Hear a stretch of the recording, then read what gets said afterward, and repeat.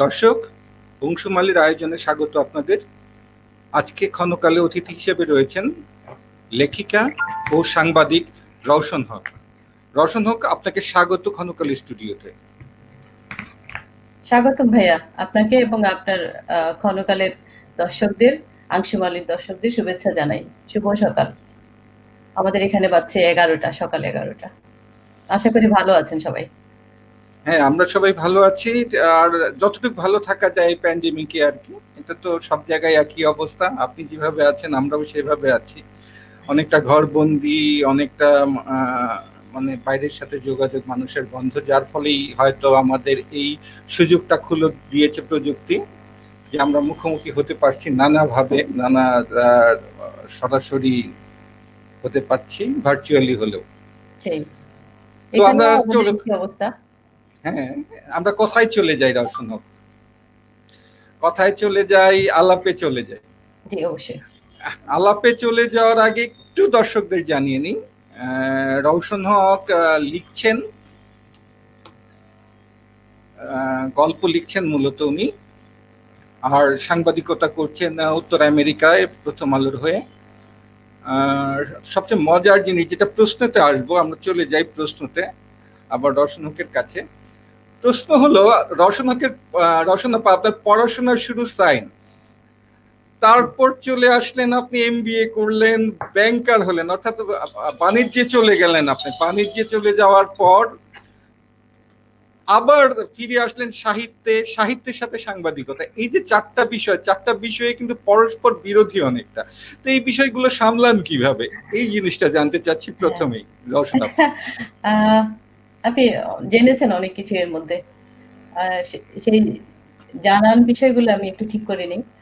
আমার খুব early life শুরু আমার। বিয়ে তাড়াতাড়ি, তারপরে পড়াশোনা। এমবিএ করার বিষয়টা আসলে আমার নিজের ইচ্ছায় আমি করিনি। আমি গ্র্যাজুয়েশন করে আমি ব্যাংকে ঢুকে যাই। সাউথ ইস্ট ব্যাংক দিয়ে আমার কাজ শুরু। তো ওখানে ঢুকার পরে আমি দেখলাম নতুন ছেলেপেলে আসছে সব এমবিএ, আইবি এর এমবিএ, নানান জায়গার এমবিএ, পুরো মার্কেটটাই এমবিএ তখন। তখন আমার মনে হলো আমি তো আগাতে পারবো না। তারপর যে আবার পড়াশোনা শুরু। তো তারপর পড়াশোনার কাজ করতে, করতেই পড়াশোনা শুরু এবং ওই সময়ে আমি পড়াশোনা শেষ করি। শেষ করে আমি আমার কেরিয়ার, ব্যাংকিং জীবনে আমার ১২ বছরের কেরিয়ার। তো তখন আমি ঠিক ওভাবে লেখালেখি করিনি। তবে আমি ভীষণ পত্রিকা পাঠক ছিলাম। বইয়ের বই তো অতটা সময় পাইনি চাকরি করার সময়ে সত্যিকার অর্থে। আ তারপর আমি পত্রিকা কেন যেন আমি পত্রিকা ভক্ত হয়ে গেলাম। তারপর আমাদের আমার চিটাগং এ বড় হওয়া মেইনলি। আমার বাড়ি যদিও সিলেট, কিন্তু আমার পড়াশোনার স্বার্থে আমি চিটাগং এ আমার বেড়ে ওঠা। তো সেখানে আমি আলেয়া আলো নামে আপনার আ পূর্বক্ষণ এবং দৈনিক আজাদীতে আমি মাঝে মধ্যে ছোট, ছোট কবিতা লিখতাম। তারপর খোলা চিঠি লিখতাম। খোলা চিঠিগুলো কেমন ছিল? যেমন ধরেন আমি কোথাও হাঁটতে গেলাম, নর্দমা দেখলাম, নালাও পরিষ্কার দেখলাম, বা কোথাও আমার কোনো কিছু চোখে পড়লো যেটা আমার আমার কাছে মনে হলো যে এটা এখান থেকে সরানো উচিত, বা কোনো একটা ল্যাম্প পোস্ট, কোথাও বাতি নেই, কোথাও আ আপনি বলতে পারেন যে কিছুটা আ জনকল্যাণমূলক, মানুষের মানুষের কাজে আসে এরকম কিছু চিঠি খোলা চিঠি আমি সবসময় পূর্বক্ষণ এবং আজাদীতে লিখতাম। এবং এগুলা কাজ হতো। বেশ কাজ হতো। কিন্তু আমি আমার নিজের নামে কখনো লিখিনি। আপনারা জানেন হয়তো রওশনের বাংলা অর্থ হচ্ছে আলো।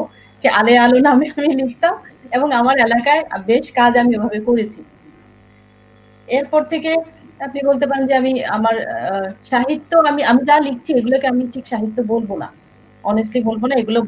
সাহিত্যের নামে যদি আমি এই আমার লেখাগুলোকে আমি বলি সাহিত্য হয়েছে, তাহলে সাহিত্যের প্রতি অন্যায় করা হবে, অবিচার করা হবে। সাহিত্য একে বলে না। একে আপনি বলতে পারেন যে জীবনের গল্প। আমি আমার এই পর্যন্ত ৫০০ র উপরে নানান ধরনের লেখা আমার বিভিন্ন পত্রিকায় এসেছে, নট অনলি প্রথম আলো। বেইজ হয়তোবা আমার প্রথম আলো, কিন্তু আমি এখানকার লোকাল পত্রিকা, দেশের বিভিন্ন পত্রিকায় আমার লেখা এসছে। এগুলো জীবনের গল্প। এগুলো কোনটাই সাহিত্য নেই। আমি সাহিত্যকর্মী আমার নিজেকে মনে করি না। আমার কাছে মনে হয় যে আমার আরো অনেক দূর যেতে হবে যদি আমি সাহিত্যের ২ টা লাইন আমি লিখতে চাই। তাহলে আমার অনেক দূর আগাতে হবে। তাহলে এই পর্যায়ে আমি আপনাকে একটু শুধরে নিব ভাই। আমি সাংবাদিকও ঠিক আমি বলব না নিজেকে। সাংবাদিকতার হয়তোবা কিছু সার্টিফিকেট আমার আছে, এখানে আমি পেয়েছি। সাংবাদিকতার বেজ আমি লাগাই বিভিন্ন কাজে যেতে হলে, বিভিন্ন রিপোর্টিং এর জন্য আমার দরকার হয়। কিন্তু আমি ওই অর্থে নিজেকে সাংবাদিকও বলবো না। আমি যেটা নিজেকে পরিচয় দিতে চাই যে আমি মানুষের সাথে খুব মিশতে পারি, মানুষ আমাকে খুব বিশ্বাস করে এবং আমাকে তাদের গল্প শোনায়। সেই গল্পগুলো হচ্ছে আপনার কষ্টের, কখনো বা সুখের। সেই গল্পগুলোই আমি আমার ভাষায় আমি লিখে মানুষকে জানাই। কেন জানাই? এই আমার লেখা গল্পগুলো আপনি যদি কখনো পড়ার আপনার সুযোগ হয় বা কেউ যদি পড়ে থাকেন, আপনি জানবেন ওখানে আমি প্রতিটা লেখায় আমার মেসেজ থাকে। বিভিন্ন বিষয়ের মেসেজ থাকে। আমি চেষ্টা করি আমি আমার জায়গা থেকে মানুষের কাছে, সমাজের কাছে কিছু জিনিস পৌঁছে দেওয়া, যেটা পেলে মানুষের উপকার হবে। মানুষের একটু সময়ের জন্য যদি বিন্দু পরিমাণও যদি আমি কাজে আসি, তাহলে ওটাই আমার সার্থকতা। আমি সাহিত্যিক নই, আমি সেই অর্থে আমি সাংবাদিক নই। ধন্যবাদ আপনাকে। রওশন আপা, একটা কমেন্ট পড়ে নেই। বিলকিস রহমান দোলা, রওশন আপার স্ট্রেট কথা বলা আমার ভীষণ পছন্দ। এই মানে কমেন্টের সাথে আপনার কথাগুলো একেবারে মিলে গেছে। আসলে যারা প্রকৃত সাংবাদিকতা করেন তাদের মধ্যে অতৃপ্তি সবসময় থাকেন, যারা লিখেন তাদের মধ্যে অতৃপ্তিটা সবসময় থাকে। অতৃপ্তিটা হলো সৃষ্টির আসল জায়গা। মানুষ কখনো যদি হয়ে যায় তাহলে তার হওয়ার কিছু থাকে না। হয়ে যাচ্ছি বা হতে পারি এরকম একটা সম্ভাবনা সবসময় ধরে রাখলেই বোধহয় সবকিছু হওয়া সম্ভব। রওশন আপার কথাটার সাথে এই ক্ষেত্রে আমি একমত। তো রওশন আপা, প্রথমে সাংবাদিকতার কথায় আসি। আপনি তো প্রথম আলোর সাথে উত্তর আমেরিকায় কাজ করে যাচ্ছেন। তো উত্তর বাংলাদেশেও ছিলেন এক সময়, কিন্তু আগে আপনার অভিজ্ঞতাটা শেয়ার করে নিই, জেনে নেই উত্তর আমেরিকায় যে সাংবাদিকতা করছেন আপনার অভিজ্ঞতাটা কেমন এখানে। এই যে সহযোগিতা, আপা সাংবাদিক পরিচয়ের যে সম্মানটা, যেখানে যে অনারটা আপনার পান, এটা কি অবস্থা? আমেরিকার সাথে আমাদের পার্থক্যটা অবশ্য পরে জানবো, আগে জেনে নিয়ে আমেরিকার অবস্থাটা। আচ্ছা, এখানে আমাদের কমিউনিটির, বাঙালি কমিউনিটির হয়ে আমি কাজ করি মূলত। বাঙালি কমিউনিটিতে আমাদের আপনি যদি হিসাবে আপনি সরকারি হিসাব মতে আমরা ১.৫ লক্ষ বাঙালি এখানে আছি বলা হয়। কিন্তু বেহিসাবে আমরা বলি যেগুলো আমাদের সরকারি খাতায় নেই, আমার ধারণা আমরা ৫ লক্ষের মতো মানুষ এখানে বাস করি। তো এই যে এই ৫ লক্ষ বাঙালি, লিখিত বা অলিখিত, এই বাঙালিদের অবস্থান, এই বাঙালিদের আমাদের বাঙালিয়ানা ধরে রাখা এবং আমাদের এই দেশে এসে আমাদের বাচ্চাদেরকে আমরা বড় করা, বাচ্চাদের যে এগিয়ে নিয়ে যাওয়া, সব মিলিয়ে একটা একটা বিশাল বিশাল একটা পরিবার আমরা এখানে। আমাদের এখানের হাজারো সংগঠন, আপনারা জানেন হয়তো অনেকে, নিউ ইয়র্ক পুরাই আমার কাছে মনে হয় যেন আমাদের একটা ঢাকার শাহবাগ। আমি নিউ ইয়র্কে বাংলাদেশের জ্যাকসন, আপনারা হয়তো জ্যাকসন এটার নাম জানেন, আপনিও জানেন, যে সবাই জানেন, এটা আমাদের বাংলাদেশের রাজধানী বলি আমরা, আমাদের বাঙালিদের রাজধানী। আমরা এখানে সাংবাদিকতা করাটা খুব একটা কঠিন না, আবার অনেকটা সহজ। আমরা দেখা যায় মেইন স্ট্রিম যে লেখাগুলো, সেগুলোকে আমরা অনেকটা ফলো করি, অনেকটা সেটাই লিখবার চেষ্টা করি। ধরেন এখন নির্বাচন, আমি করোনা দিয়ে শুরু করি। করোনাকালীন সময়ে আমি চেষ্টা করেছি মানুষের কাছে যাওয়ার, খুব খুব কাছে গিয়ে যাদের সমস্যা হয়েছে তাদের কাছ থেকে তাদের বক্তব্যগুলো তুলে এনে আমাদের পত্রিকায় ছাপানো এবং সেটা মানুষের কাছে পৌঁছে দেওয়া, মানুষের সতর্কতা বাড়ানো। করোনাকালীন সময়ে আমি এই কাজটা খুব মনোযোগ দিয়ে করেছি। আমার প্রতিটা লেখা বিভিন্ন জনের কাছ থেকে পেয়ে তারপর আমি বাঙালি বাঙালির জন্য দিয়েছি, বাঙালি কমিউনিটির জন্য। তো সেরকম শুধু যে প্রথম আলোর জন্য করেছি তা না, আমি এখানে বাঙালি পত্রিকার সাথেও কাজ করি। আমি এখানে সবসময় হয় না, আজকালের সাথেও আমি কাজ করি। তারপর আরো কিছু পত্রিকা আছে, ওদেরকেও আমি লেখা দিয়েছি, করোনাকালীন সংবাদ দিয়েছি, যাতে মানুষ পেয়ে যায়, তৎক্ষণাৎ পেয়ে যায় এবং সতর্ক হয়। এই সতর্কতা বাণী পৌঁছানোর, করোনা কিভাবে মোকাবেলা করবে, কিভাবে কোথাও খাদ্য পাওয়া যাবে, কোথা থেকে কি করবে, এগুলো চেষ্টা করেছি করবার। আর আপনার প্রশ্নটা থেকে কি আমি একটু সরে গেলাম নাকি? হ্যাঁ, আমার কথা ছিল যে এখানে কথাটা না সরে যাননি ঠিক, আনুষঙ্গিক প্রসঙ্গে এসে গিয়েছে কথাগুলো। মূল কথাটা হলো যে এখানে আপনার স্বাচ্ছন্দ্য কিভাবে কেমন? স্বাচ্ছন্দ্য যে সাংবাদিকতায় যে স্বাচ্ছন্দ্যতা আছে, স্বাচ্ছন্দ্যটা কিন্তু অনেক। দেশের থেকে স্বাধীনতাটা আছে স্বাচ্ছন্দ্য সেটা। একদম শতভাগ। দেশে সাংবাদিকরা খুব কষ্টে আছেন। যা মন চায় তাই লিখতে পারছেন না। এখানে আচ্ছা, আমাদের দেশেরটা পরে আসছি। হ্যাঁ, আমি সেই জানতে দিক চাচ্ছি থেকে আমরা আপনার ভীষণ স্বাচ্ছন্দ্য। মত প্রকাশের স্বাধীনতা, বা আপনি যে হ্যাঁ। লিখছেন, যে আপনি লিখার সময় কি চিন্তা করছেন কিনা যে এই লিখাটা যদি কারো বিরুদ্ধে যায় আমার সমস্যা হতে পারে, না, বা এরকম চিন্তা মাথায় থাকে না, কিনা এখানে আমরা মন খুলে লিখতে পারি। এখানে আমরা যারা লিখছি, যারা রিপোর্ট করছি, একদম মন খুলে লিখতে পারি। ট্রাম্পকে আপনি যা ইচ্ছা তাই গালি দেন। সে কখনোই এসে আপনার বাসায় হানা দিবে না। আপনার বাড়িতে হানা দিবে না। তো সবাই যে আপনারা জানেন সবাই যে কি ইলেকশন নিয়ে এখন কি হচ্ছে। তো আমরা আমাদের যেটা আপনি যদি বলেন যে স্বাচ্ছন্দ্য আমরা অনেক স্বাচ্ছন্দ্য বোধ করি লিখতে। কিন্তু যেটা হয় আমরা সরাসরি ট্রাম্পের প্রোগ্রাম গুলোতে আমরা অ্যাটেন্ড করতে পারি না। আমাদেরকে হয়তো বা CNN base, ABC channel base কিছু কাজ করতে হয়। কিছু যে পয়েন্ট আউট করতে হয় ওখান থেকে। আমরা সরাসরি তাদের অনুষ্ঠানগুলোতে যাওয়ার মতো সক্ষমতা এখন আমরা অর্জন করিনি। সেজন্য হয়তো বলা যায় যে শুধুই সাংবাদিকতা যদি করতাম তাহলে আমি পৌঁছে যেতে পারতাম ট্রাম্পের প্রতিটা অনুষ্ঠানে। কিন্তু আমাকে শুধুই সাংবাদিকতা করবার মতো ক্ষমতা বা বা অর্থনৈতিক অবস্থানে আমরা নাই। আমরা ঠিক বলতে পারেন যে ভালোবেসে কাজ করি।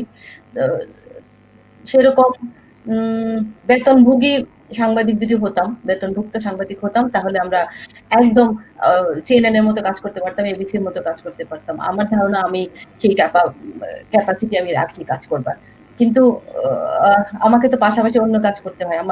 আমার সংসার চালাতে হয়। সেই কারণে আমার হয়তোবা কিছুটা প্রতিবন্ধকতা আছে। আদারওয়াইজ লিখবার ক্ষেত্রে আমরা সম্পূর্ণ স্বাধীন। আমাদেরকে কেউ কোনো বাধা দেয় না। যা মন চায় লিখতে পারি।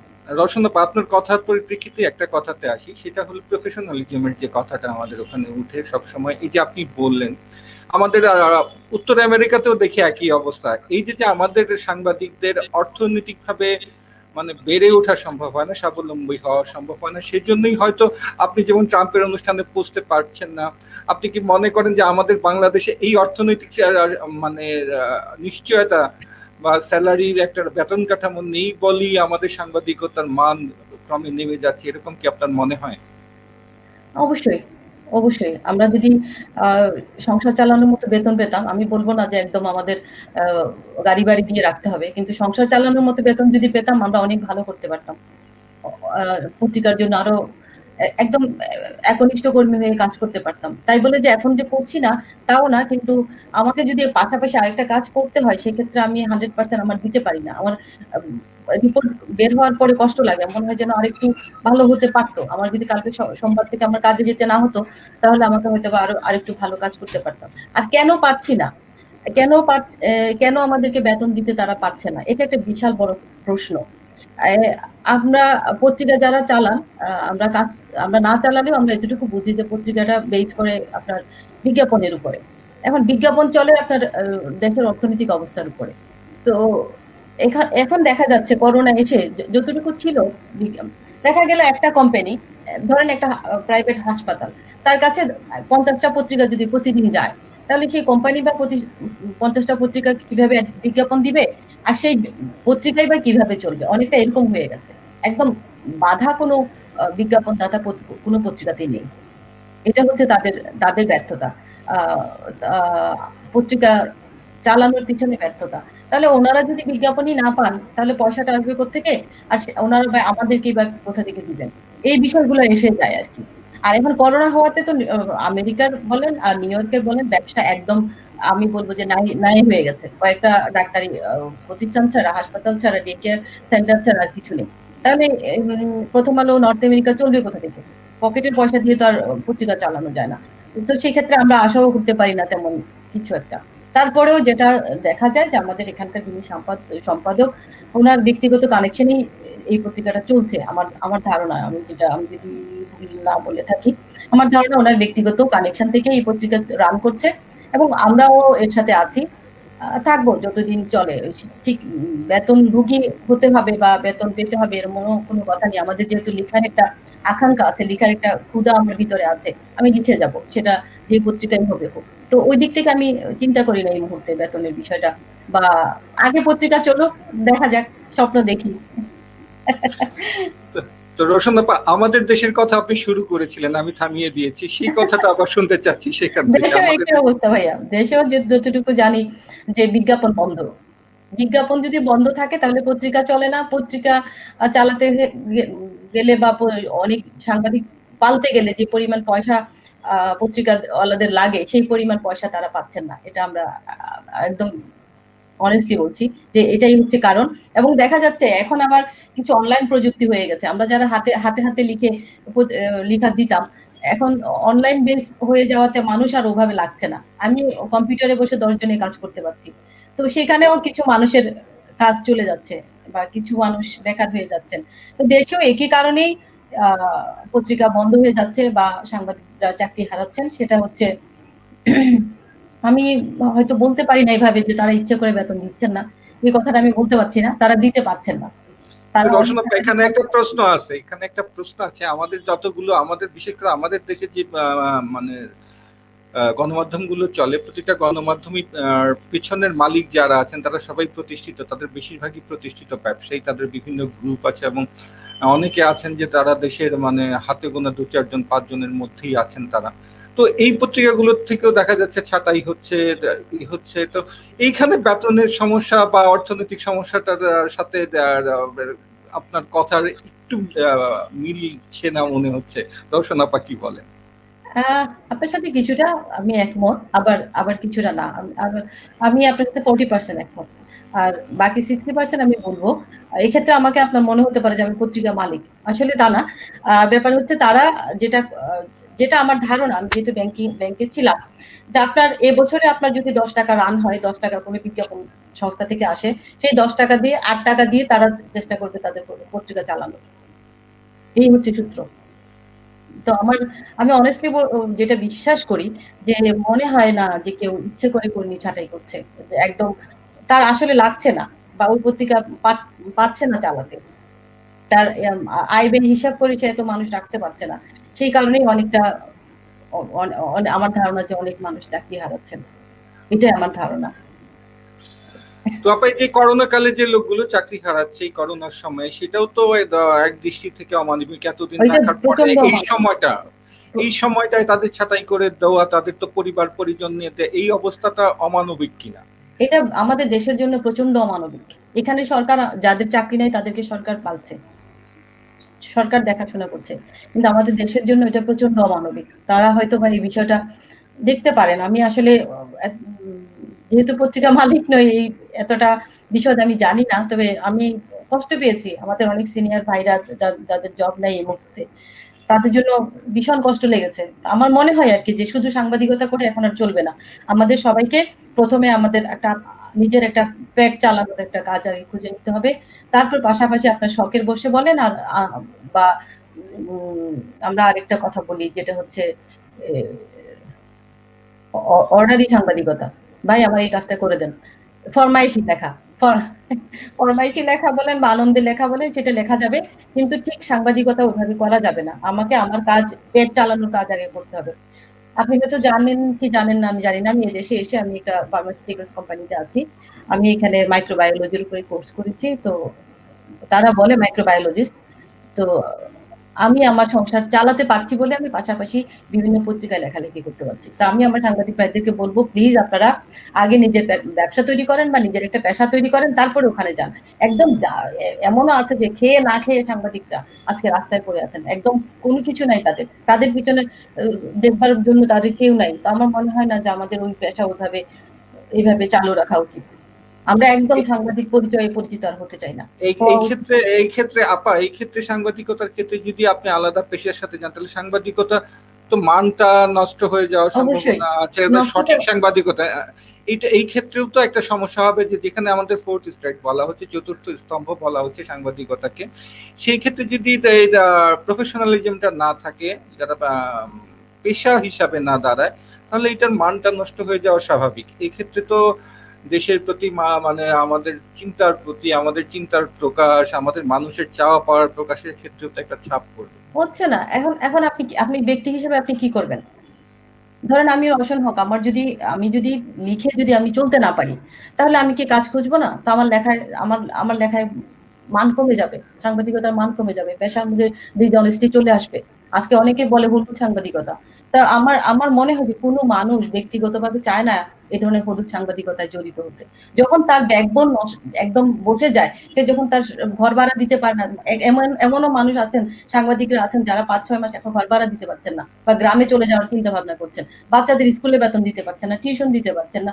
বাচ্চাদেরকে আপনার কি শখ হয় না যে একবার দেশের বাইরে নিয়ে ঘুরতে যাই বা কোথাও যাই ঘুরতে যাই, সামান্যতম ন্যূনতম জীবন যাপন করতে পারছেন না, তাহলে কেন ওনারা হলুদ সাংবাদিক হবেন না? বা কেন কেন তারা এই কথাটা ঠিক সুন্দর শোনাচ্ছে না আমার মুখে এভাবে বলা, কিন্তু এই যে ডিসঅনেস্টি চলে আসছে লেখার মধ্যে বা ডিসরেসপেক্ট চলে আসছে, এগুলো অনেকটাই এর পিছনে দায়ী। যে সাংবাদিকরা শুধুমাত্র সাংবাদিকতা করে চলতে পারছে না বলে এই নানা নানা দিকগুলো চলে আসছে। এটা আমার ধারণা, আমি ভুলও হতে পারি।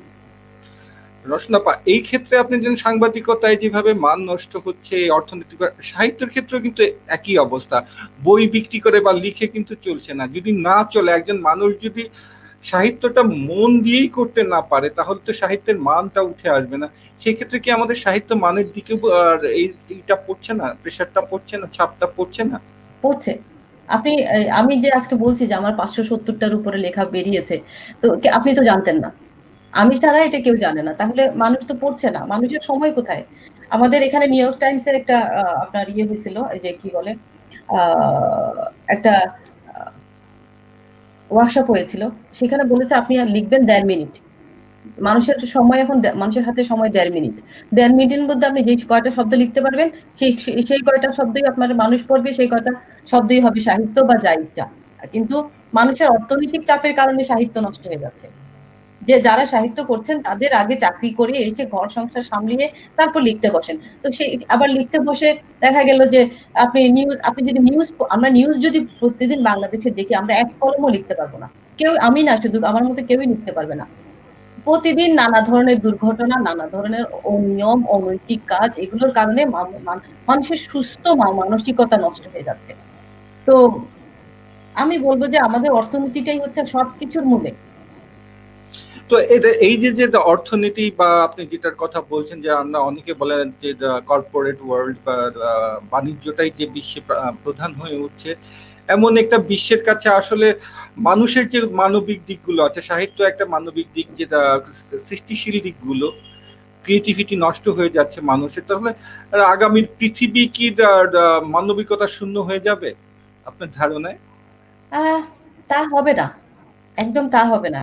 এভাবে বললে তো আমরা তাহলে আশার সামনের লাইফটুকু নষ্ট হয়ে যাচ্ছে। আমার মনে হয় পৃথিবী স্বাভাবিক হবে, এবং লিখছেন তো অনেকেই লিখছেন, এর মধ্যেও অনেকেই ভালো করছেন। অর্থনৈতিক মন্দা কাটিয়ে উঠলে আমার মনে হয় পৃথিবী আবার স্বাভাবিক হবে, মানুষ আবার লিখতে পারবে, মানুষ আবার লিখবে। আপনিও লিখবেন, আমিও লিখবো, সবাই লিখবো, কিন্তু কিছুটা অর্থনীতি নির্ভর সাহিত্য হয়ে গেছে এখন। আপনি বই লিখলেন, আপনার বই আপনাকে প্রচার করতে হলো, তাহলে এই কেমন কথা? আর আরেকটা বিষয় হচ্ছে পড়ছে না, পড়ছে না। মানুষ বই পড়ছে না। আমি যদি আমার পরিবার থেকে শুরু করি, আমার স্বামীকে আমি জোর করে আমার একটা লেখা পড়াতে পারি না। আমার বাচ্চাদের বড়জন হয়তোবা রবীন্দ্রনাথ, নজরুল, তারপরে সে হুমায়ূন আহমেদকে চিনে। এর মাঝখানে সে কাউকে চিনে না। এটা আমার ব্যর্থতা। তো তারপর আমার ছোট বাচ্চা, সে তো ওদের কাউরেই চিনে না। সে আমেরিকান সবাইকে চিনে। তো এইজন্য আমি আমার বাঙালি আমার বাচ্চাদেরকে ঠিক আমি এভাবে দোষ দিতে পারছি না, কারণ হয়তোবা আমি সেভাবে পূরণ করতে পারিনি। আর মানুষ না পড়ার পিছনে কারণ হলো মানুষের সময় কম। কেন যেন আমরা একটা একটা গ্লোবাল অস্থিরতার মধ্যে বাস করছি। আমাদের কারো হাতে সময় নেই। সাহিত্য পড়বার সময় নেই। জীবনের গল্প যদি আপনি ১-২ টা লিখেন, মানুষ হয়তোবা প্রথম প্যারাটা পড়ে আর পড়ছে না। একদম সত্যি হচ্ছে সেটা যে মানুষ লেখা পড়ে না। ইভেন আমিও হয়তো পড়ি না। আমারও ঠিক প্রিয় মানুষগুলাকে খুঁজে বের করে তাদের লেখা পড়ি। কিন্তু এটা তো অনেস্টি না পড়বার জন্যে। তো সময়ের অভাব, অর্থনৈতিক মন্দা, আমাদের আ সমাজে অনৈতিকতা বেড়ে গিয়েছে। আমরা মানসিকভাবে ভীষণ অস্থির হয়ে গেছি সবাই। এসব কারণেই সাহিত্য আগাচ্ছে না। কোনো কিছুই আগাচ্ছে না। সবকিছু কেমন যেন একটা অস্থির একটা পিণ্ড হয়ে গেছে। অস্থির একটা সমাজ, অস্থিরতা সবকিছু চারিদিকে। এই ১ ঘন্টার আপনার আঞ্চুমালির প্রোগ্রাম শেষ করব, তারপর আমাকে আরো ২ টা রিপোর্ট লিখতে হবে। আমার মাথায় কাজ করছে এটা, যে আমার কখন এই অনুষ্ঠানটা শেষ হবে। এই জিনিসটা সবার মধ্যে কাজ করছে। আর আমরা যদি আবারও বলি এখনো একদম আশাহত হওয়ার মতো কিছু নেই। আমার মনে হয় যে আমাদের আগামী প্রজন্মকে, আমাদের দেশের প্রজন্মকে আমাদের আগিয়ে নিয়ে যেতে হবে। ওদেরকে বই পড়বার অভ্যাস গড়ে তুলতে হবে। আপনি আ আমি আমার পুরানো সময়ের কথা যদি একটু বলি আপনাকে। যেমন ধরেন আমার দেশের বাড়িতে, আমার দেশের বাড়ি হবিগঞ্জে। আমরা ওখানে বাড়িতে লাইব্রেরি ছিল। সবার ঘরে, ঘরে বই ছিল একসময়। এবং আমার বাড়িতেও লাইব্রেরি ছিল একটা আমার ছোটবেলায়। তো আমরা যেটা করতাম লাইব্রেরি ঝাড়ু দিতাম, ঝাড়ু দিয়ে দেওয়ার ফলে দেখা যেত যে আমি একটা বই পেতাম পড়বার জন্য। কারণ বই ছিল কম, পাঠক ছিল বেশি। আমরা যারা ছোট আমাদেরকে গণ্য করা হতো না। যাও, যাও তোমরা যাও পরে এসে বই নিও। এভাবে আমরা বইয়ের প্রতি আগ্রহী ছিলাম। তা বাড়িতে ইয়ে ছিল, গ্রামে লাইব্রেরি ছিল। আপনি এখন যান ২-৩ টা বাড়ি মিলিয়ে একটা মসজিদ। ইভেন একটা বাড়ি মিলিয়ে একটা মসজিদ। আমাকে ক্ষমা করবেন আমি মসজিদে নিয়ে আসলাম হুট করে। কেন আনলাম? লাইব্রেরির সংখ্যা কমে গিয়ে মসজিদের সংখ্যা বেড়ে গিয়েছে। আমি আমার নিজের বাড়ির কথা বলি। আমার বাড়িতে লাইব্রেরি এখন নেই, এখন মসজিদ আছে। সেই মসজিদে ১০ জন নামাজ না পড়লে নাকি কি যেন একটা শব্দ আছে আরবি আমি মনে করতে পারছি না। সেটা পূর্ণ হয় না।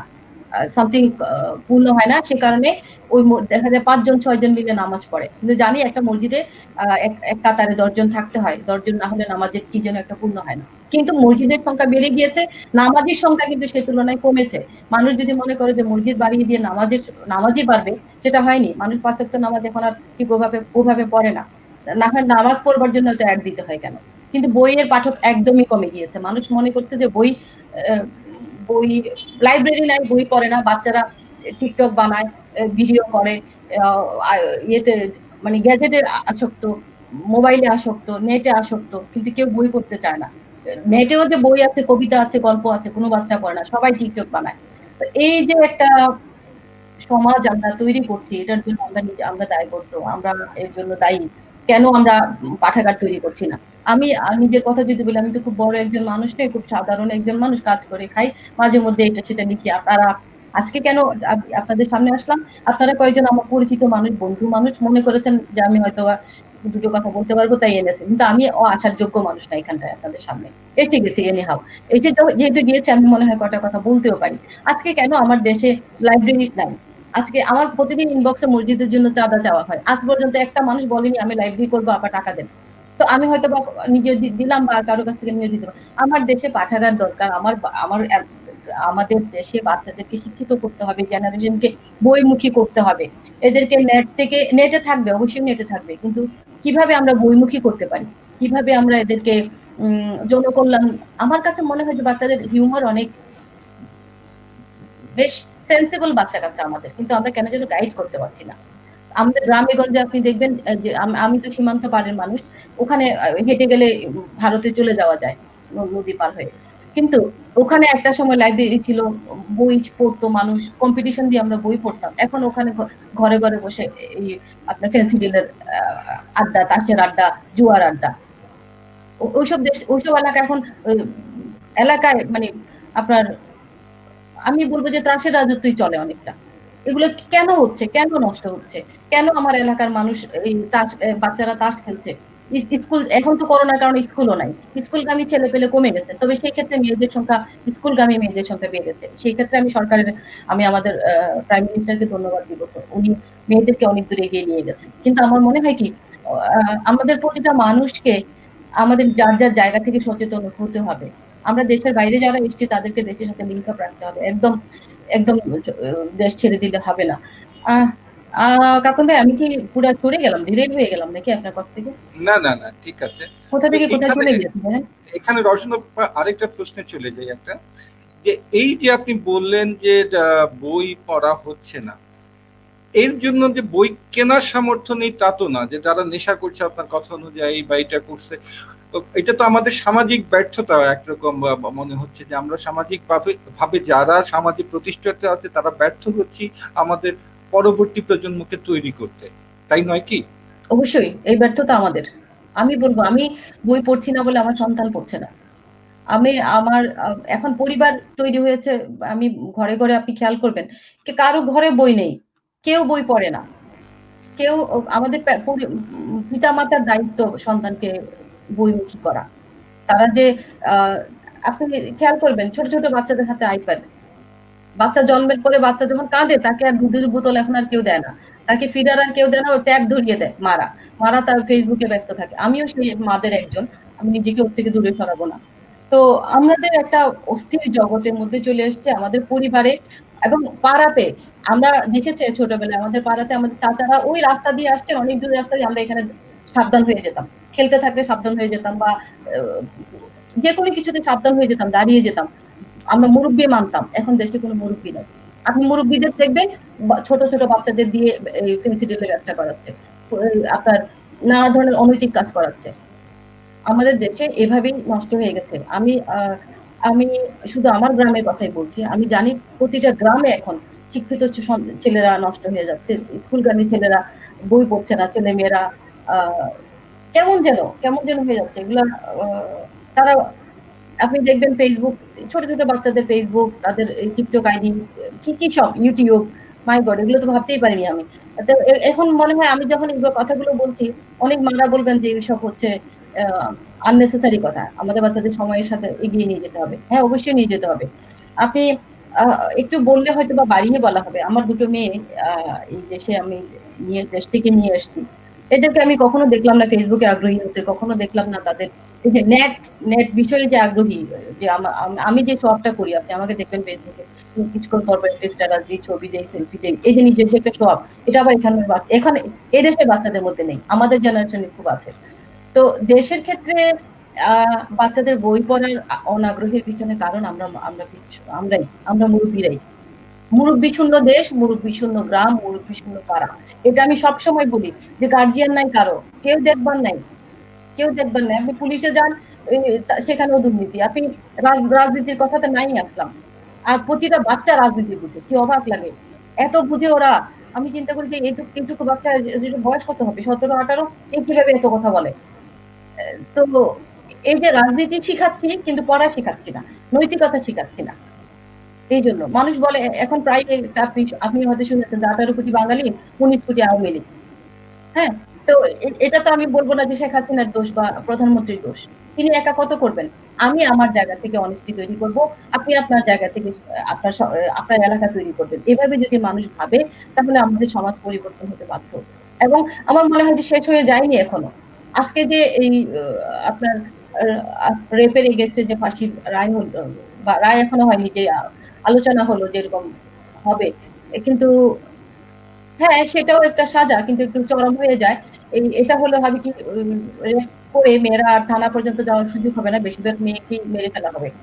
তো আমি ওইটা একটা আলোচনার ওইদিকে যেতে চাই না, ওইটা এক সময় বলে দিবে এটা সমাধান কি হবে, ঠিক ফাঁসি হবে বা হওয়া উচিত, সেটাও ঠিক কিনা, যাবজ্জীবন হওয়াও ঠিক কিনা, সেটা অন্য বিষয়, সেটা আদালত দেখবে, বিচার বিষয়ে আমারও তো জ্ঞান নেই।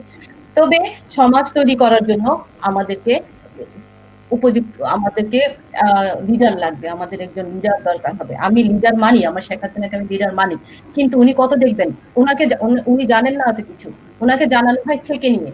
আমরা যারা লেখালেখি করি, আমরাই ছেকে ভালো জিনিসটা ওনার সামনে তুলে ধরি, উনি সেটা দেখেন। ওনার একার পক্ষে পুরো দেশ দেখা সম্ভব না, ওনার একার পক্ষে আমার সেই বাংলা সীমান্তে গ্রামে গিয়ে দেখা সম্ভব না, এখানে কয়টা বাচ্চা স্কুলে যায়, কয়টা বাচ্চা যায় না। সেজন্য আপনি, আমরা সবাইকে যার যার জায়গা থেকে ভালো কাজটা করতে হবে। এই হচ্ছে আমার কথা, আর কিছু না। ভালো কাজের সাথে আছেন, যেখানে ভালো সেখানে প্রথম আলো। রওশন আপা কাজ করছেন প্রথম আলোর সাথে, মেনে নিলাম, ভালো থাকতে হবে। রওশন আপা, আসছি আপনার সাহিত্যের কথায়, আসছি আপনার গল্পের কথায়, আসছি। তার আগে এতক্ষণ আমাদের সাথে কে কে ছিলেন একটু দেখে নিই। আছেন বিলকিস রহমান দোলা আমাদের সাথে। রওশন আপা, ঢাকা থেকে আপনাকে শুনছি। হ্যাঁ, দোলা ভাবি, ধন্যবাদ। এই মানুষটা আমার খুব প্রিয়, পছন্দ করে আর কি, আমাকে বিনা কারণে পছন্দ করে, কিন্তু সে অনেক গুণী মানুষ। আচ্ছা, পশ্চিমবঙ্গ থেকে তপন মুখার্জি সঙ্গে আছি বলছেন। আছেন সেলিনা আক্তার, খুব সুন্দর বলছেন আপা। ধন্যবাদ সেলিনা। তারপর আছেন নাজমুল হাসান ভাই, আছেন আমাদের। নাজমুল হাসান ভাই, আপনি হচ্ছে আমার গুরু। আমি এখন কথা বলতে বলতে আপনার কয়েকটা কথা যদি বলতে পারতাম, ভুলে গেছি আপনি কি বলছিলেন সেদিন। তবে আমাদের গুরু মানুষ, তিনি জানেন সাংবাদিকদের পেটের খবর এখানে। তার সাথে কথা হয়েছে আমাদের, তিনি বলেছেন অনেক কিছু, হয়তো আবার তার সাথে কথা হবে। হ্যাঁ, ওনার কাছ থেকে জানতে পারবেন সবকিছু। সাথে আছেন পিকু চৌধুরী। আছেন বাংলাদেশ থেকে কবি রোমান জাহান। ধন্যবাদ আরেকজন আপনাকে। আছেন পশ্চিমবঙ্গের একজন গুণী মানুষ আছেন আমাদের সাথে, অধীর বিশ্বাস। ধন্যবাদ। হ্যাঁ, উনি আর ওনার I'm so প্রশ্ন glad. আছে, ওনার প্রশ্ন আছে, জি, জি। কম দিন সাময়িক ভাতহীন করা উচিত নয়, লাভ কম হোক না। আমাদের তো করোনাকালীন, আমরা তো করোনাকালীন কাজ করছেন না, কিন্তু অর্ধেক বুঝছি না আমি ঠিক, ওনার লেখাটা বোধহয় মানে টাইপিং এর জন্য কোনো ই হয়ে গেছে। প্রতিষ্ঠান গড়ে উঠেছে সহকর্মীদের শ্রমেই, ভাবা উচিত কিন্তু। হ্যাঁ, বলছেন এই কথাটা, মূল কথাটা যেটা অধীরদার, যে প্রতিষ্ঠান গড়ে উঠেছে সহকর্মীদের শ্রমেই, ভাবা উচিত কিন্তু। তা তো অবশ্যই। তা তো অবশ্যই ভাবা উচিত। হ্যাঁ, আর সাথে আছেন স্মৃতি মল্লিক সাহা, অপূর্ব শুভেচ্ছা জানাচ্ছেন তিনি। সাথে আছেন পলি শাহিনা, যৌক্তিক আলোচনা খুব ভালো বলছো রৌশন। পলি আমার বলেছো বন্ধু, রৌশন? চমৎকার আচ্ছা, লেখে। আপনারা অবাক হয়ে যাবেন ওদের লেখা পড়লে। ওদের কাছে আমি একদম নগণ্য, মানে ওদের লেখা, ওরা হচ্ছে সাহিত্যিক। পলি, আমাদের নিউ ইয়র্কে মনিজা রহমান, আমাদের স্মৃতি ভদ্র, তারপরে আমাদের সবার নাম মনে করতে পারছি না, আমাদের রীতা, এসবি রীতা, তারপর আরো যারা লিখছেন আর কি, মারাত্মক লিখেন এক একজন। মানে আমি ওদের কাছে একদম, ওদের থেকে কিন্তু আমার দেখে দেখে শেখা, একদম অনেস্টলি বলছি। তো রওশন আপা, সেই কথাতেই চলে যাই। আপনি তো গল্প লিখছেন, জি। শুরুটা কিভাবে জেনে নিয়ে আপনার গল্পের চিন্তা, আপনি বলছেন যে আপনার লেখা বাস্তবটা আসলে এটা সাহিত্য কিনা, আপনি এটা করছেন না, বলছেন যে আপনি যা দেখছেন তাই লিখছেন, সেটাই গল্পে উঠে আসছে, বাস্তবতা উঠে আসছে গল্পে। তো শুরুটা জেনে সেই বাস্তবতার কথাটা জানতে চাচ্ছি রওশন আপা। আচ্ছা। আ শুরু যে কোথা থেকে করব আমি বলতে পারছি না। আমি আপনাকে বলেছি যে আমি একসময় চিঠি লিখতাম, খোলা চিঠি। মানুষের দুর্ভোগ নিয়ে। সেই মানুষের দুর্ভোগগুলোই আমি এই দেশে আসার পরে আমার কাছে আরো প্রকট হয়ে দেখা গিয়েছে। আমি যখন দেশে ছিলাম আমি কর্পোরেট জব করতাম। আপনারা জানেন ব্যাংকের চাকরি, বিশাল অঙ্কের বেতন, গাড়ি-বাড়ি এই সবই ছিল। তো যার ফলে অতটা টের পাইনি আমার মনে হয়। ওই লাইট পোস্ট কেন নেই, ডাস্টবিন কেন এই জায়গাটায়, ওই জায়গাটায় হলে ভালো হতো। ওইটুকুই ছিল। আর গ্রামে গিয়েছি তখন আমি বলেছি আমার গ্রামের অবস্থা তখন কেমন ছিল। কিন্তু এই দেশে আসার পরে আমার কাছে অন্য একটা জগৎ মনে হলো যে আমরা বাঙালিরা এই দেশে কিভাবে আছি, কে কি করছি, কেমনভাবে আমরা আমি আমাদের এই দেশে পুরুষদের চাইতে বাঙালি নারীদেরকে আমি বেশি মাত্রায় অভিনন্দন জানাবো এবং ওদেরকে অনেক বেশি ধন্যবাদ দিব। তারা কিন্তু এগিয়ে। পুরুষদের চাইতে প্রতিটা ঘরে নারীরা এগিয়ে আছে। আপনি আপনারা কতটুকু জানেন আমি জানি না। পুরুষরা হয়তো আমাকে গালমন্দ করতে পারেন। আমি রাজি আছি নিতে আপনাদের। আপনাদের পুরুষদের চাইতে আমাদের নারীরা এগিয়ে আছে। এই দেশের বাইরে এসে, প্রবাস জীবনে এসে, আমি আমেরিকার কথা বলব, আমি নিউ ইয়র্কের কথা বলছি। আমি যে শহরটায় থাকি সেটার কথা বলছি। এখানে প্রতিটা মহিলা এক একটা সংসার আগলে রাখছে। হ্যাঁ, স্বামীরাও করছেন, স্বামীরাও বসে নেই। কিন্তু মহিলারা এক একটা বাচ্চা তৈরি করছেন, এক একটা সোনার সন্তান তৈরি করছেন। আপনি অবাক হয়ে যাবেন। এ আপনি হয়তোবা একজন ডানকিনে কাজ করছে, ২ শিফটে কাজ করছে, এসে সংসার সামলাচ্ছেন। কি সুন্দরভাবে, বলার বলার বাইরে। তারপরেও কথা থাকে। তারপরেও আমাদের জীবনে গল্প থাকে। তারপরেও আমরা আমাদের আ আপনি রিসেন্টলি হয়তো জেনেছেন আমাদের ২-৩ টা বাচ্চা আমাদের চলে গেছে। আ কেউ অ্যাক্সিডেন্ট করেছে, কেউ পানিতে ডুবে মারা গিয়েছে। আমাদের সাথে আমাদের এই নিউ ইয়র্কে এসে বাচ্চাদেরকে বড় করতে যেয়ে যে জেনারেশন গ্যাপটা তৈরি হচ্ছে, এগুলো নিয়ে আমাদের বিভিন্ন গল্প তৈরি হচ্ছে। প্রতিটা ঘরে, ঘরে গল্প আছে। আর কেন যেন মানুষ আমাকে খুব বিশ্বাস করে এবং আমার লেখাগুলো আপনারা পড়লে বুঝতে পারবেন যে এখানে আমি 60% হচ্ছে আমার মানুষের জীবনের কাহিনী আমি খুঁজে নেই। ওগুলোই আমি লিখতে ভালোবাসি। ওগুলো আমি আমার যেভাবে আমি আপনার সাথে এখন কথা বলছি, আমি খাইতে গিয়েছি এভাবে কথা বলি। আমি আবার শুদ্ধ ভাষাও বলতে পারি না। এখন কথা বলতে যেয়ে আবার আমার কষ্টও হচ্ছে কিছুটা। তো খাইতে গেছি ভাবেই আমি আমার বইতে এগুলা তুলে তুলে ফেলেছি। বইতে আমি লিখি যে এই আপনারা হয়তো জানেন একসময় ডিবি-ওবি পাওয়া যে মানুষগুলো আসছেন ওনাদের প্রতি আমার শতভাগ সম্মান জানাই, রেসপেক্ট ওনাদের প্রতি। ওনারা দেশের থেকে যে মেয়েগুলোকে নিয়ে আসছেন বিয়ে করে, অনেকে আছেন 60 র কাছাকাছি বয়স, ২০ বছরই একটা মেয়ে বিয়ে করে নিয়ে আসছেন। তো সেই মেয়ের যে একটা গল্প, সেই মেয়ের এইখানের জীবন কাহিনী। এইগুলোই আমার গল্পে লেখা। আর কিছু না। আমার গল্পে কখনো তারপর আমি যে সাদা মানুষদের সাথে কাজ করি, কালো মানুষের সাথে কাজ করি, এদের গল্প আমি লিখতে পছন্দ করি। সবার আর আমি একসময় জানতাম যে মানুষ তো অনেক সুখী। কেন মানুষ বলে কোনো মানুষই একেবারে সুখী না? আমি এই জিনিসটা বিশ্বাস করতাম না আগে। কিন্তু এখন বিশ্বাস করি। এখন আমি জানি যে মানুষের সুখ দুঃখ কি রকম জিনিস। আমি যেহেতু কর্পোরেট জবে ছিলাম, আমার দুনিয়াটা অন্যরকম ছিল। এই দেশে আসার পরে বলতে পারেন যে মানুষের গল্প আমাকে খুব বেশি কাছে টেনে নিয়েছে। ওগুলোই আমি লিখতে চেষ্টা করি। আমি সাহিত্য করি না। আমি মানুষের গল্প লিখি, জীবনের গল্প লিখি, জীবনের কথা বলি। এই যে আজকে কাকন ভাইয়ের সাথে কথা হচ্ছে, হয়তো কোনো এক সময় যদি আমার আমার মাথার অস্থিরতা না থাকে, আমার কাজের অস্থিরতা না থাকে, আমি ফিন্যান্সিয়ালি সলভেন্ট হয়ে যাই, আমাকে বাড়ি ভাড়া চিন্তা করতে না হয়, সেদিন হয়তোবা আমি কাকন ভাইয়ের সাথে এই আজকে জুলাইয়ের আজকের তারিখ নিয়ে আমি হয়তোবা একটা গল্পের মতো লিখবো। এগুলো হচ্ছে আমি সাহিত্য করি না, অনেস্টলি আমি মানুষের গল্প লিখি, মানুষের গল্প শুনি, মানুষের সাথে মিশি। এই হচ্ছে আমার সাহিত্য। সাহিত্যটা কি আপার? সাহিত্যটা তো তাই, না, মানুষের তাই তো জীবনাচরণ, তাই না। মানুষের জীবনাচরণটাই সার্থক সাহিত্য। মানুষের জীবনাচরণ সঠিকভাবে উঠে আসাটাই সার্থক সাহিত্য। যে সাহিত্য না, সফল সাহিত্য না, এর বাইরেও সফল অনেক বলবো কিছু। না, সার্থক সাহিত্য বলবো, যে মানুষের জীবনাচরণ উঠে আসা। হ্যাঁ, আমরা হুমায়ুন আহমেদ সার্থক হয়েছেন, সফল হয়েছেন, অবশ্যই সার্থকও হয়েছেন। তিনি মানুষের কথাটা বলতে পেরেছেন দেখে। হ্যাঁ, কথা সাহিত্য যেটা, সেটা হলো আপনার সেই চিন্তা থেকেই আসা। তো রসনাপা, সেই সুযোগে আমরা কি আপনার কোনো লেখার অংশ শুনতে পারি কিনা? আমার হাতে তো গল্পের এই কোনো মুহূর্তে কিছু নেই। আমার হাতে এই মুহূর্তে কিছু নেই। আপনার আংশুমালিতে আমার পুরো একটা পিডিএফ জমা আছে, পুরো বইয়ের। কথা বলতে বলতে যে কোনো একটা অংশ বা কোনো একটা আপনার পছন্দের জায়গা, যে এই জায়গাটা, যে এই সংলাপটা বা এই লেখাটুকু আপনার পছন্দের জায়গা, আমি এরকম আছে? হ্যাঁ, বলা যায়। যেমন ধরেন আমি ফল দেখতে গিয়েছিলাম। আপনারা জানেন নর্থ আমেরিকা ফল খুব, অক্টোবর ফল খুব আপনার পপুলার আরকি। সবাই পাতা দেখে খুব খুশি হয়। আমিও খুশি হই। আমিও এখানের বড় চাঁদ দেখে খুশি হই। কিন্তু আমি যখনই ফল দেখতে যাই, আমার কাছে আমি জানি না কেন আমি বারবার দেশে ফিরে যাই। আমার কাছে মনে হয় এই সময় কি হচ্ছে আমার দেশে? আমার এলাকায় কি হচ্ছে? এই পাতা ঝরা আপনার এই কালারফুল পাতা আমাকে টানে, দেখতে ইচ্ছে করে। কিন্তু আমি কেন যেন আমার দেশের আর্তনাদ আমার কানে আসে। দেশের মানুষের কষ্ট কানে আসে। এই কিছুদিনে ঘটে যাওয়া বা প্রতিদিনের ঘটে যাওয়া যে অসংখ্য রেপের গল্প, রেপের কাহিনী বা খুন হওয়ার গল্প, এগুলো আমাকে খুব কাঁদায়। এগুলোই হচ্ছে আমার আমার বর্তমানে যা লিখছি, এগুলোই আমার লেখার মানে উপপাদ্য বিষয়, মেইন বিষয়। তো এই মুহূর্তে আমি একটা কবিতা পড়তে পারলে মনে হয় ভালো হতো, তাই না? পড়ব কি? অবশ্যই, হ্যাঁ, অবশ্যই আচ্ছা। রচনা, অবশ্যই। হ্যাঁ। আমরা মানুষকে বলি, কিন্তু আমরা নিজেরাই এখন নেট নির্ভর।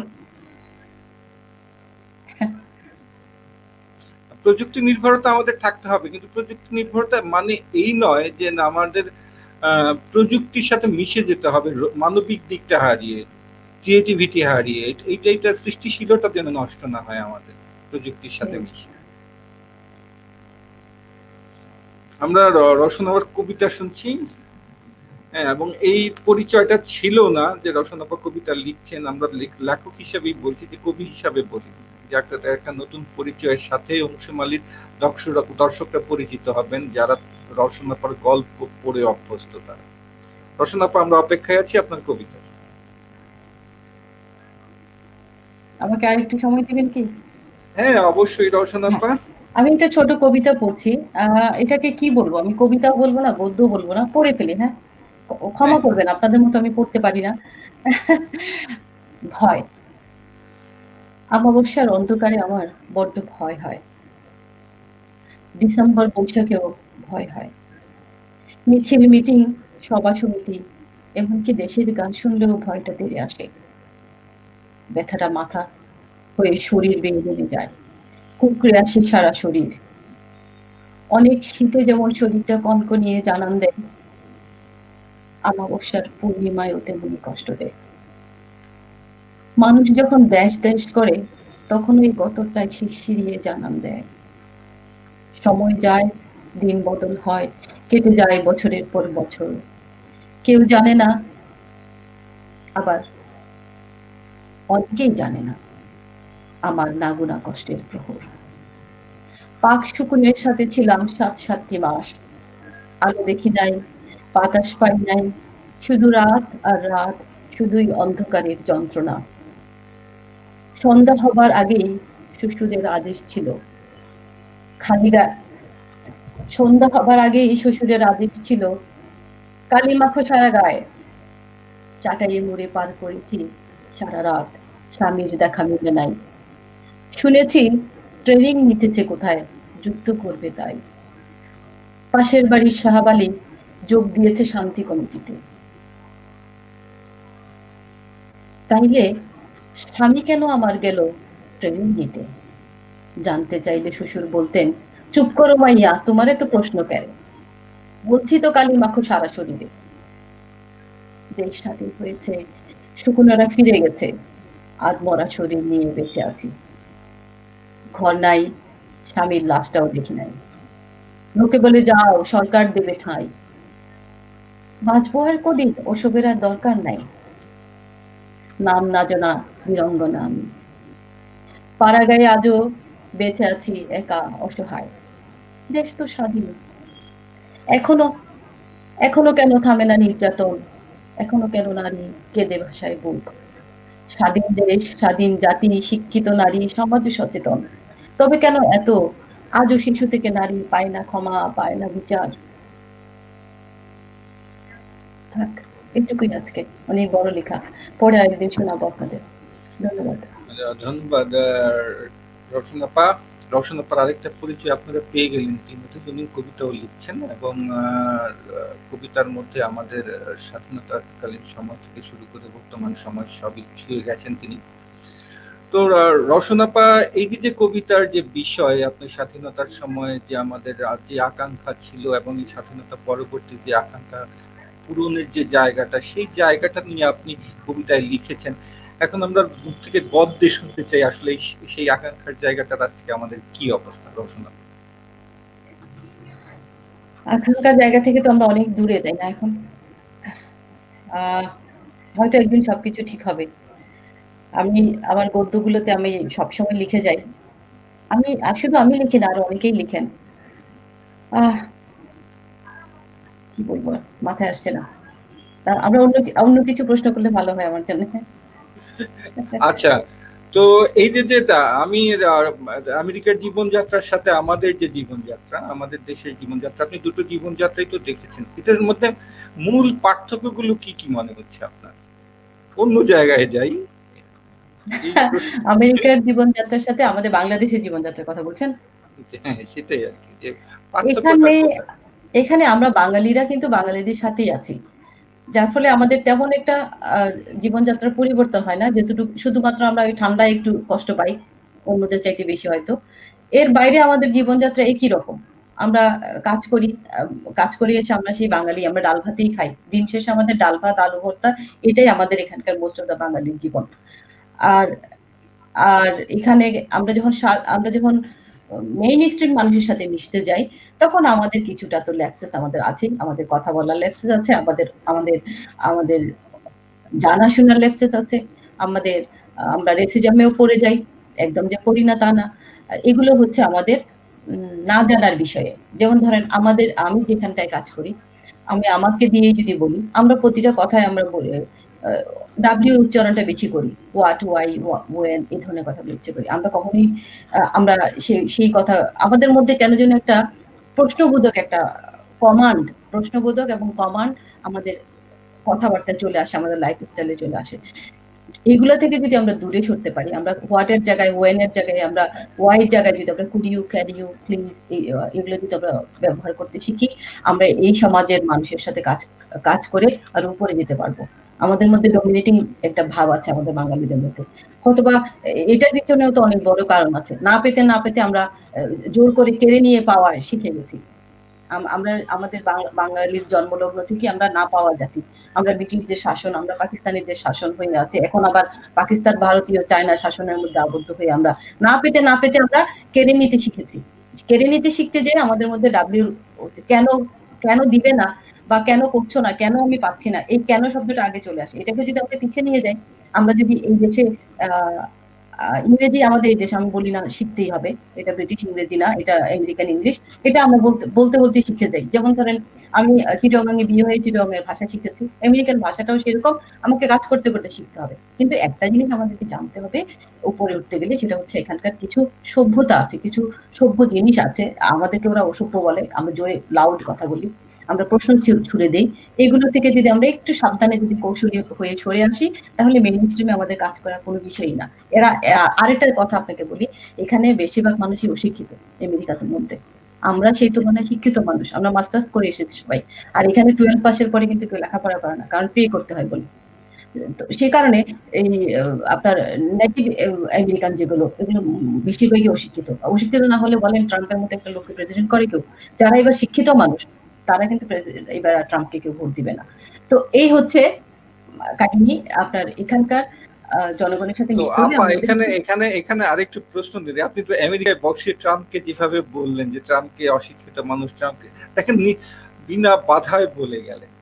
হ্যাঁ, এটা এখানে বলতে পারেন। এখানে এখানেই হয়তো আমাদের সামাজিক পার্থক্যটা, সামাজিক মানে জীবনযাত্রার পার্থক্যটা এখানেই পরিস্ফুটিত হয় আমাদের সাথে আপনার সেখানের উত্তর আমেরিকার, হ্যাঁ, আমরা হয় কি? বলতে পারি ওই স্বাধীনতাটুকু আছে। আমরা রাত ৪টায়, আমি যখন এই দেশে আসি, আপনাকে আরো একটু গল্প বলি, যাতে আমাদের মা বোনেরা একটু সাহসী হবেন। যারা অনেকে আছেন তাদের কাগজপত্র আছে, তারা আসতে জানা, আরে ওই দেশে যাই কি করবো, কি কেমনে খাবো, কি চলবো। আপনাদেরকে বলি, আমি যখন এই দেশে আসি, আমার শিক্ষা যে কাগজপত্র সার্টিফিকেটের বস্তা নিচ্ছে, এগুলোর এখানে কোনো কাজ দেয়নি। তো আমার ভিতরে সাহস ছিল, এবং এখানে মেয়েদের জন্য এই দেশটা হচ্ছে নিরাপদ একটা দেশ। আমি ভোর ৪টায় থেকে কাজ শুরু করতাম ট্রেনে চড়ে, তারপর ওইখানে ৮ ঘন্টা শেষ করে আরেকটা কাজে আমি জয়েন করতাম। আমি দুটো কাজ করেছি শুরুতে।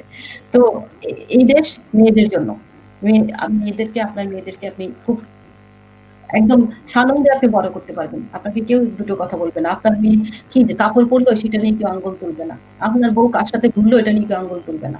এই দেশটা হচ্ছে এরকম। তো এখানে আমরা সুবিধাটুকু, আমরা এক্সট্রা সুবিধাটুকু আমরা বাঙালিরা পেয়ে থাকি। আমরা একদম নির্ভয়ে চলতে পারি। এই হচ্ছে এক্সট্রা বেনিফিট বাঙালি হিসাবে আমেরিকায় এসে আমি যেটা পেয়েছি, উপভোগ করছি এখনো। আপা আপনি কি সাথে আরেকটা জিনিস উপভোগ করছেন কিনা, যে আমাদের যেমন একটা ব্যাংকে গেলে একটা সময় লাগছে, এখানে গেলে সময় লাগছে, মানে তার অপেক্ষায় থাকতে হচ্ছে দিনের পর দিন একটা বিষয়ের জন্য। আমেরিকাতে বোধহয় সেই জিনিসটা নাই, সেই ক্ষেত্রে আমরা একটু পিছিয়ে আছি, নয় কি? কিসের জন্য অপেক্ষায় থাকতে হয়? আমাদের বিভিন্ন, ধরেন আমি ব্যাংকে টাকা তুলতে গেলাম, হুম। আমার বিশাল লাইন। না, এখন তো দেশেও অনলাইন অ্যাপ গুলো চালু হয়েছে। আঙ্গুলের চাপ দিয়ে আপনি মানি ট্রান্সফার করতে পারছেন। এখন আমি বুঝতে গেলে ইচ্ছা করলেই ওইভাবে পাচ্ছি না, সব জায়গায় সুবিধাটা নেই যেটা আপনারা পাচ্ছেন। এই হ্যাঁ, জায়গায় আমরা পিছিয়ে আছি অনেক। এই টেকনিক্যাল সাইট গুলো তো অবশ্যই আমেরিকা, যেহেতু আমেরিকা, সেই ক্ষেত্রে তো এগিয়ে আছি। ওটা এক্সট্রা বেনিফিট আমাদের, আমরা যারা আছি আমরা পাচ্ছি। ভয়, আমরা পুলিশে বিশ্বাস করি, আমরা আইন কানুনে বিশ্বাস করি। আইন মানে আইন, এখানে এক চুল এদিক সেদিক হবে না। আমরা 911 কল করার সাথে সাথে পুলিশ প্রোটেকশন পেয়ে যাচ্ছি। তারপর আরেকটা কথা বলি, আমরা মেয়েদেরকে আমি কেন বলছি যে মেয়েরা অনেক ভালো আছে, মেয়েরা কেন, মেয়েদের হাতে এই দেশের সত্যিকার অর্থে পাওয়ার না থাকলেও মেয়েদের হাতে কিন্তু পাওয়ার আছে। মেয়েদের একটা কল একটা ছেলের জীবন নষ্ট করে দিতে পারে। আমরা যেটা বলি, দেশে যে হারে রেপ হচ্ছে, আপনার সংসারে যেভাবে এখনো শিক্ষিত মহিলারা হাজবেন্ডের হাতে মার খাচ্ছে, এই জিনিসগুলা এখানেও যে নেই তা না, হচ্ছে, কিন্তু মেয়েরা নিরাপদ, মেয়েরা চাইলে একা থাকতে পারে। তো এগুলো তো আমি আমার দেশে এই মুহূর্তে আশা করতে পারি না, কিন্তু একদম নিরাশও হতে চাচ্ছি না। আর আপনি যেটা বলছেন যে অনলাইনের আদান প্রদান বা নেট নিয়ে যেগুলো বলছেন যে এগুলোর জন্য তো আমরা বাংলাদেশ পিছিয়ে আছি কি আসলে? যে হারে বাচ্চারা লাইকি টিকটক বানাচ্ছে, এই বিশাল বিশাল সেলিব্রিটি, পিছিয়ে কোথায় আছে ভাই? আপনি না হয় একটু লাইনে দাঁড়িয়ে টাকা তুললে দিবা। লাইনে দাঁড়িয়ে টাকা তোলার পিছনে টাকার ক্যাশের স্বল্পতাও থাকতে পারে ব্যাংকের ভিতরে। সেটাও একটা বিষয়। সেই ক্ষেত্রে কিছু পার্থক্য তো থাকবেই। আপনি আছেন তো, চলে যাই করোনাকালীন সময়টা, এইখানের পার্থক্যটা নির্ধারণ করি। যেন আমাদের ওখানে অনেক, আমাদের যেমন আইসিইউ বেডের সংখ্যা অনেক কম আছে, সেদিক দিয়ে আপনারা তো সেই সময়টা পার করে এসেছেন এবং এখনো পার করছেন। এখনো যে নিউ ইয়র্কের অবস্থা খুব ভালো সেটা বলা যাবে না, আমেরিকার অবস্থা মানে সবচেয়ে খারাপ অবস্থায়, করোনার সবচেয়ে, তারপরেও এত খারাপ অবস্থা থেকেও আপনারা ভয় পাচ্ছেন না। আমরা যেমন আমাদের চিন্তা হচ্ছে যে আমাদের চিকিৎসা নিয়ে চিন্তা হচ্ছে আমরা চিকিৎসা পাবো কিনা, সেই ক্ষেত্রে আপনারা কিভাবে পাড়ি দিচ্ছেন, এই সময়টা দিলেন, এটা একটু জানতে চাচ্ছি। এখানে আপনাকে একটা কথা মেনে নিতেই হবে, এখানে আপনি মাস্ক ছাড়া, ট্রাম্পের এই কয়েকজন সাপোর্টার ছাড়া প্রতিটা মানুষ মাস্ক পরে, প্রতিটা মানুষের ব্যাগের মধ্যে হ্যান্ড স্যানিটাইজার আছে, কেউ কেউ ডাবল মাস্ক পরে।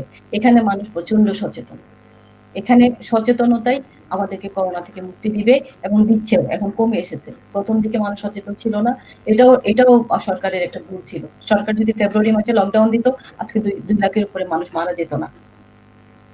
আমরা সচেতন, আমরা বিজ্ঞানসম্মতভাবে চলবার চেষ্টা করি। নিউ ইয়র্কের মানুষ, আমেরিকার মানুষ বিজ্ঞান মেনে চলে। কেউ একজন যদি বলে যে মাস্ক পরা লাগবে না, এটা কিছু না, ওই জাতিটা কিন্তু ইয়েতে বিশ্বাস করে না। তারা প্রচন্ড গোঁড়া, যারা বলছে যে মাস্ক পরতে হবে না বা মাস্ক ছাড়া করোনা সংক্রমণ হবে না। আপনি আমাকে 1 সেকেন্ড সময় দেবেন, আমার চার্জ চলে যাচ্ছে, আমি চার্জারটা নিয়ে আসি। আচ্ছা, ঠিক আছে। একটা মিনিট, সরি। হ্যাঁ, ইটস অলরাইট। সাবি চার্জার দাও তো। দর্শক, আমরা কথা বলছি লেখিকা ও সাংবাদিক রওশন হকের সাথে, যিনি কাজ করছেন প্রথম আলোতে উত্তর আমেরিকায়।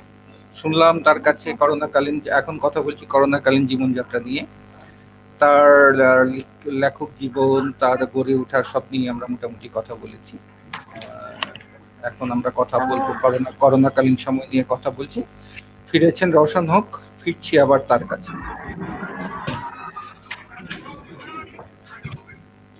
প্রযুক্তির প্রশ্নে আসতেই আমার কানেকশনের চার্জ চলে গেল। প্রযুক্তির সীমাবদ্ধতা আছে আপা, স্বীকার করতে হয়। হ্যাঁ, ঠিক আছে ভাইয়া, ঠিক আছে। আমি শুনতে পাচ্ছি না আপনাকে। শুনতে পাচ্ছেন না? আর একটু, হ্যাঁ এখন পাচ্ছি। আচ্ছা, এখন পাচ্ছি। ভাই লাইট ঠিক আছে পিছনে? হ্যাঁ, এটা ঠিক আছে, সব ঠিক আছে। আপনি প্রযুক্তির কথা তুলেছেন আর আমার এদিকে চার্জটা চলে গেল। সেটা সেই বললাম যে প্রযুক্তির সীমাবদ্ধতা থাকে, সব সময় ছিল, থাকবে। হ্যাঁ, আমাদের সাথে যোগ দিয়েছেন রোমেনা লেইস, রোমেনা আপা যোগ দিয়েছেন, এখন ভাই বলছেন। যোগ দিয়েছেন বাংলাদেশ থেকে মাহবুবা লাভিন, যোগ দিয়েছেন আমাদের সাথে। ক্ষণকাল কিন্তু দিনকে দিন দারুণ মাত্রা নিচ্ছে। রওশন আপা বেশ সাবলীল বলছেন, শুভকামনা। Thank you. যোগ দিয়েছেন আলিফ আশরাফ, বলছেন আমাদের সবকিছু ঠিক হতে অনেক সময় লাগবে, সঠিক শিক্ষাটা জরুরি। একদম, উনি আমার কথা বলেছেন আমার হয়ে। যোগ দিয়েছেন শাহনাজ ইয়াসমিন নতুন করে। রোমেন আপা, আপনার সাউন্ডটা অফ করতে হবে আপনার আরেকটা ডিভাইসের, আমাদের ইকো হচ্ছে খুব সম্ভবত। আপনার আরেকটা ডিভাইস চালু আছে, সেটার বোধহয় সাউন্ডটা দেওয়া আর কি। আমার আরেকটা ডিভাইস চালু আছে, সেটার সাউন্ডটা অফ করে দিতে হবে, ইকো হচ্ছে আপা।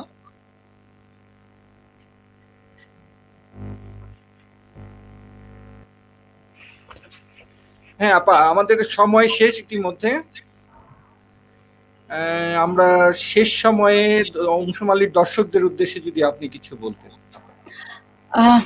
অংশমালীতে আপনারা জানেন আমি নতুন মানুষ, আমি অনেক কিছুই অনেকের সাথে পরিচিত নই, কিন্তু এর পাঠক প্রচন্ড।